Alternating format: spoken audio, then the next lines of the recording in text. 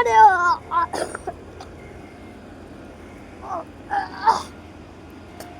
উফ, অনেক শীত পড়ে গেছে, আমি ঠান্ডা তো লেগে গেছে। বস কি আমাকে ছুটি দিবে? আরে এটা তো আমার ছোটবেলার বন্ধু ফারসাদ। ফারসাদ, ফারসাদ দাদা। আরে কি হচ্ছে আফরিন, তুই আমাকে ডাকছিস কেন? আমি ভিতরে যাই, বস তোকে ঢুকতে দিবে না। তুই তো কামলার কাজ করস না। কামলার কাজ এটার মানে কি? আমি তো প্রতিদিন কামলার কাজ করে খাই। তোর ছোটবেলার বন্ধু ছিলাম আমি, খালি কাজ করি, বস আমাকে অশান্তি দেয়। এখন আমি একটা বিল্ডিং তৈরি করব, ওটাও আমার কাছে এমন কোনো জানা নেই। আচ্ছা ঠিক আছে, তুই টেনশন করিস না, তুই নিজের জন্য একটা বিল্ডিং তৈরি করতে পারবি। আর সামনেই তো দেখ একটা বড় একটা স্কুল তৈরি হয়েছে। এই স্কুলটা কয়দিন পর নষ্ট হয়ে গেলে তো কেউই এখানে পড়াশোনা করতে আসবে না। হ্যাঁ তুই ঠিকই বলেছিস, স্কুলটা অনেক লম্বা হয়ে গেছে। আর আমার তো ছোট্ট এই যে এইখানেই থাকতে হয়। কি তুই এখানে থাকস?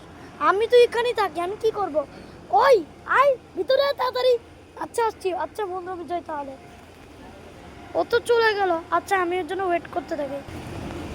উফ, বস বলছে আরো 2টা কাজ করলে ছুটি দিবে আর বেতনটাও দিয়ে দিবে। আজকেও তোর বেতন আর 2টা কাজ। আহারে তোর মতো বড়কালের বন্ধু আমার লাগতো। আচ্ছা বন্ধু, তোর বাসা কোথায়? আমার বাসা ওই যে ওই বিল্ডিংটা। ও এটাই তোর বাসা? আচ্ছা কাল তোর বাসায় যাবো, তো ছুটি নিতে পারে কিনা দেখি। ওই দিক থেকে আবার বালু আনতে হবে। আচ্ছা বন্ধু তুই তোর বাসায় চলে যা, আমিও কাজ করতে চলে যাই। চলে যাই তাড়াতাড়ি আমার বাসায়।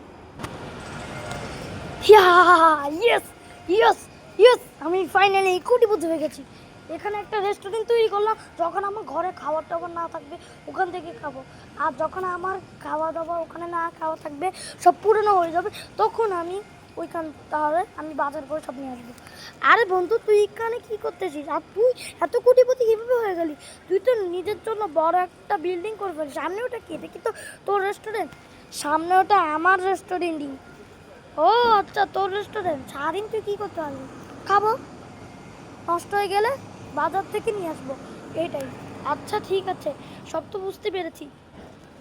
ওকে ঠিক আছে বন্ধু, চল আমার বাসায় দাওয়াত খেতে চল। হ্যাঁ চল চল।